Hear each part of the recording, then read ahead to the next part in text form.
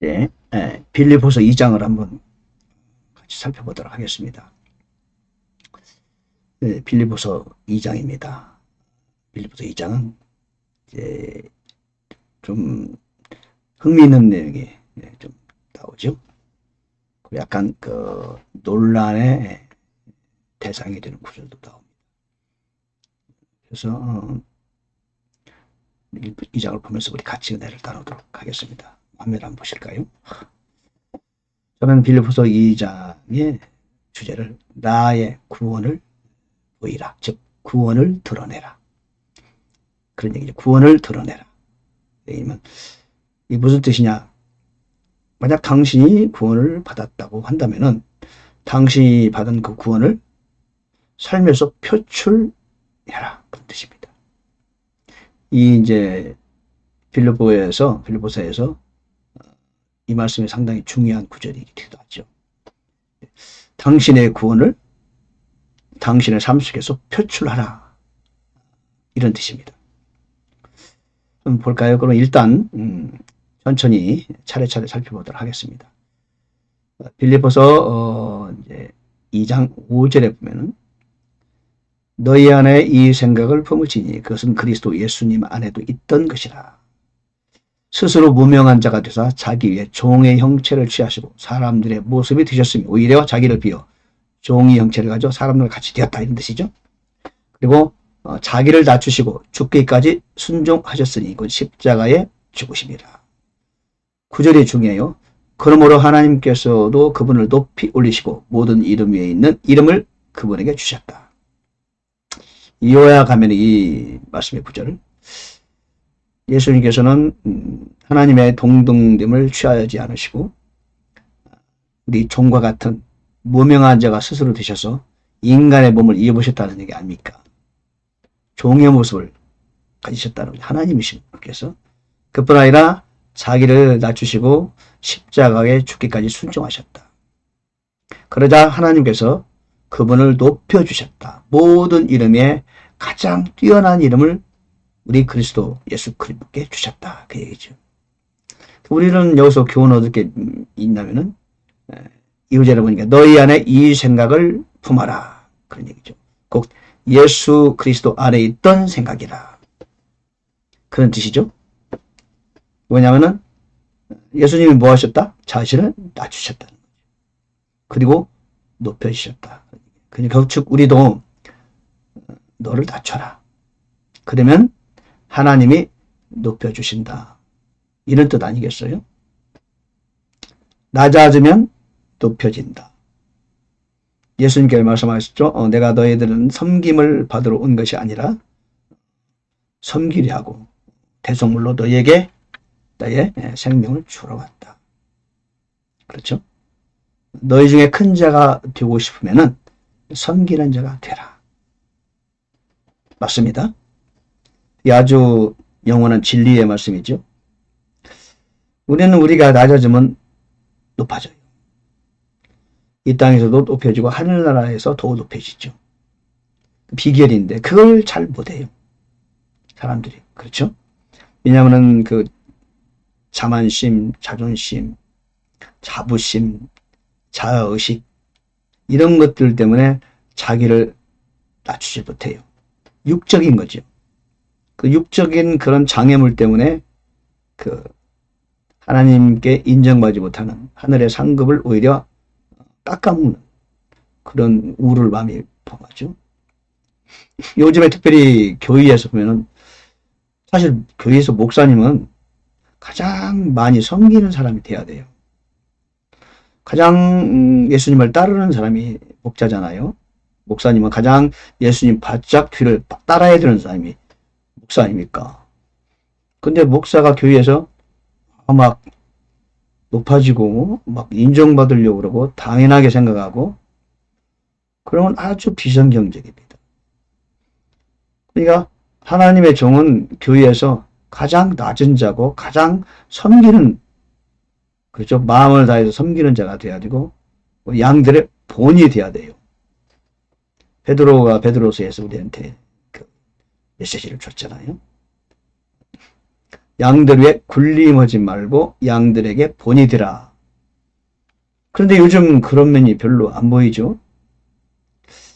참 그게 아쉬워요.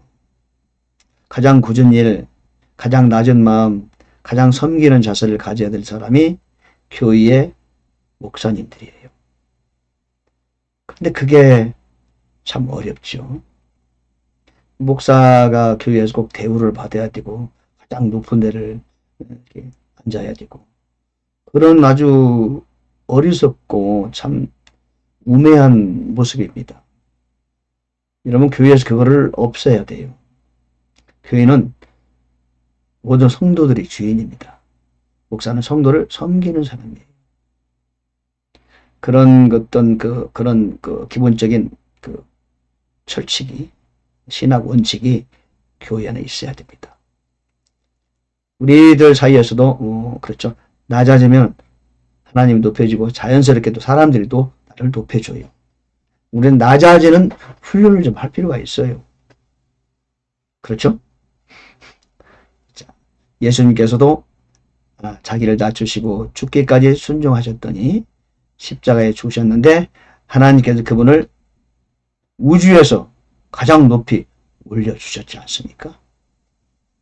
낮아지면 높아진다. 두 번째, 나의 구원을 보이라. 당신의 구원을 보여주세요. 이런 말이에요. 2장 12절이 논란의 구절입니다. 그러므로 나의 사랑하는 자들아 너희가 항상 순종한 것 같이 내가 있을 때뿐 아니라 지금 내가 없을 때에도 더욱더 순종하여 두려움과 떨림으로 너희 자신을 구원을 일하여 드러내라. 근데 우리 개역성경에는 너희 구원을 이루라 그렇게 번역되어 있어요. 두렵고 떨림으로 너희 구원을 이루라. 그러니까 구원을 이루기 위해서 열심히 노력해야 되는 거 아니냐. 이 구절을 그렇게 인용하는 사람들이 많아요. 근데 이 구절의 원문은 그런 뜻이 아니에요. 두렵고 떨림으로 너희 자신의 구원을 일하여 드러내라. 너에게 이미 구원을 받았다면 그거를 감추지 말고 드러내라. 그런 말이에요. 네가 포도나무라면은 당신이 포도나무인 것을 열매로 증명하라. 이런 뜻이죠. 열매를 빨리 맺어라. 그런 뜻이에요. 나 포도나무예요. 그러면 어서 열매 맺으세요. 저 무화과 나무인데요. 그러면 무화과 빨리 열매 맺어요. 그런 뜻이에요. 그죠? 예. 영어로 하면 work out your own salvation without fear and trembling. 그래요. 너의 받은 구원을 work out 해라. 드러내라. 감추지 말고. 이런 뜻인데 너의 구원을 이루라. 이런 번역이 아닙니다. 이건 완전히 오역이에요.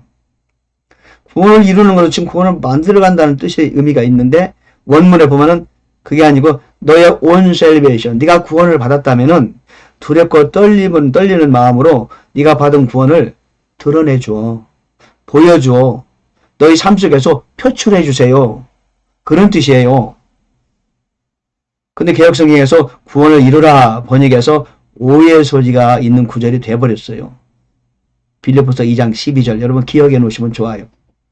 그래서 이 구절이 아주 논란의 대상이 많이 돼요. 그러나 원문은 그런 뜻이 아니다. 이미 네가 받은 구원을 이제는 감추지 말고 삶 속에서 드러내십시오. 이런 뜻이죠. 여러분도 우리도 그렇죠. 우리도 우리가 받은 구원이 있다면은 빛과 소금의 역할을 함으로써 세상에서 드러내야 돼요. 소금은 노력하지 않아도 당연히 소금 역할을 하는 거죠. 빛도 마찬가지예요. 빛은 숨길 수가 없잖아요. 당연히 어두운 곳에 가면 빛은 드러내서 어둠을 밝히게 되죠. 노력하지 않아도 내가 구원을 받은 사람이라면 구원이 드러나게 돼 있어요. 때로는 의식적으로 노력해서 내가 받은 그 구원을 드러낼 필요가 있다. 그 얘기죠. 구원을 이루라 이런 뜻이 아닙니다. 원문은.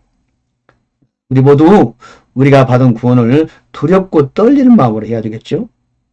막 함부로 막 하면 안 되겠죠. 그러니까 두렵고 떨림으로 마음으로 더욱더 순종해서 그죠? 우리가 받은 구원을 밖으로 표출해내자. 그래야 하나님이 영광을 받으신다는 거죠.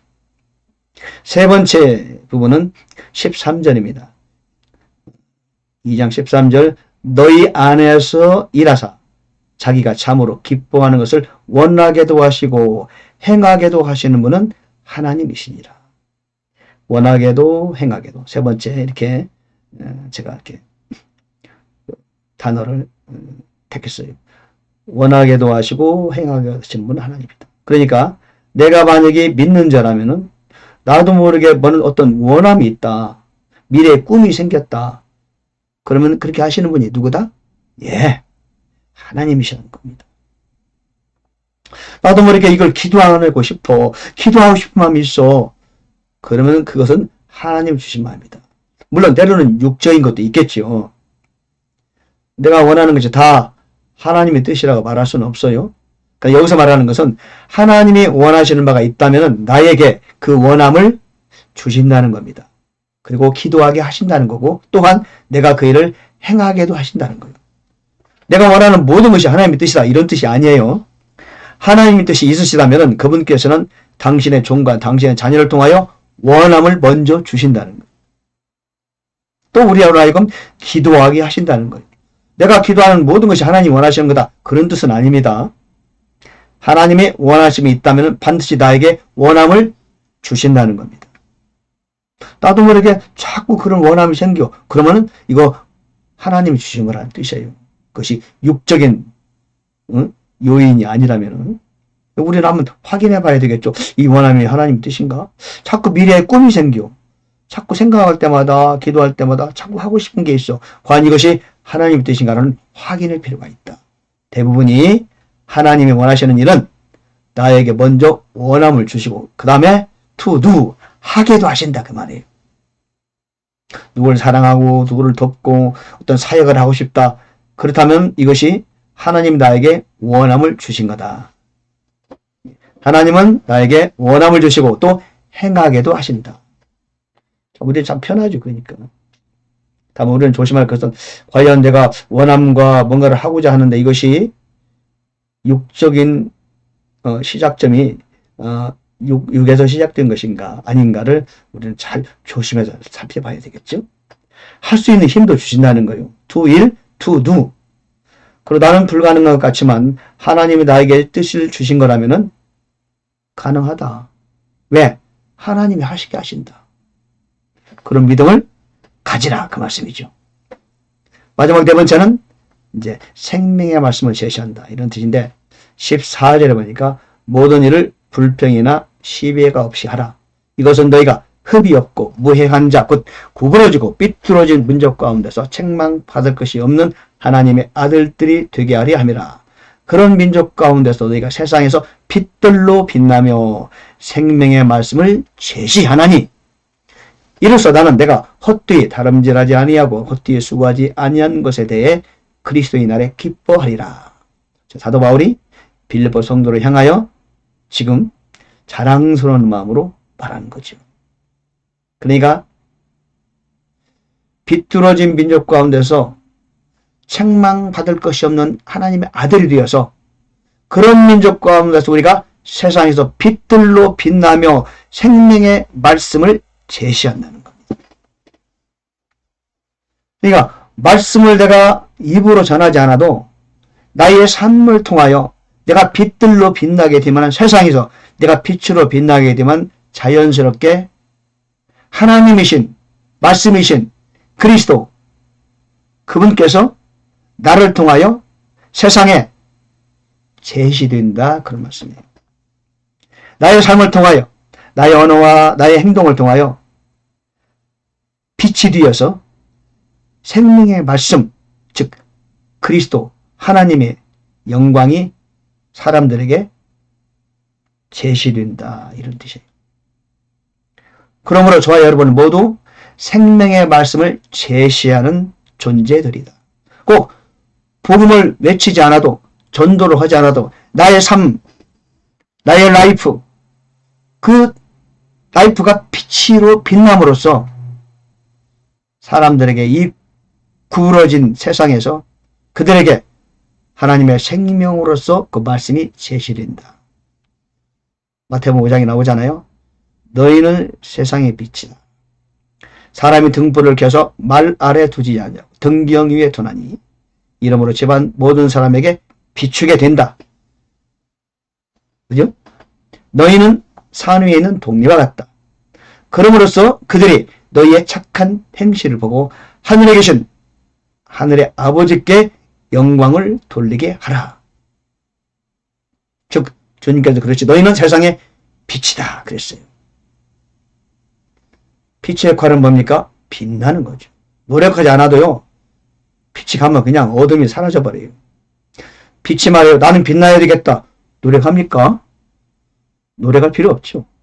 내가 빛이 되면 자연스럽게 빛나는 거죠. 그러면서 나를 통하여 하나님의 생명의 말씀이 이 구부러진 민족 가운데 세상에서 드러내야 된다. 제시하게 된다. 그런 뜻입니다. 우리의 역할이 참 놀랍죠? 자, 오늘 말씀을 다시 살피면은 빌립보서 2장 구원을 드러내자. 그런 것이고 첫 번째 분야에서 낮아지면 높여진다. 마치 예수님처럼. 두 번째는 당신의 구원을 보여주세요. 당신이 구원받았다면 감추지 마시고 열매로 나타내세요. 세 번째는 하나님은 나에게 원함도 주시고 그 일을 할 수 있는 능력도 주시는 분이다. 우리는 빛들로 빛나며 세상에서 생명의 말씀을 제시하는 그런 하나님의 중요한 존재들이다. 오늘 그렇게 빌립보서 2장을 통해 우리에게 말씀해 주고 계십니다. 빌립보서 2장의 9절 9절의 말씀이 여러분의 말씀이 되기를 간절히 바랍니다. 또 승리하세요. 할렐루야.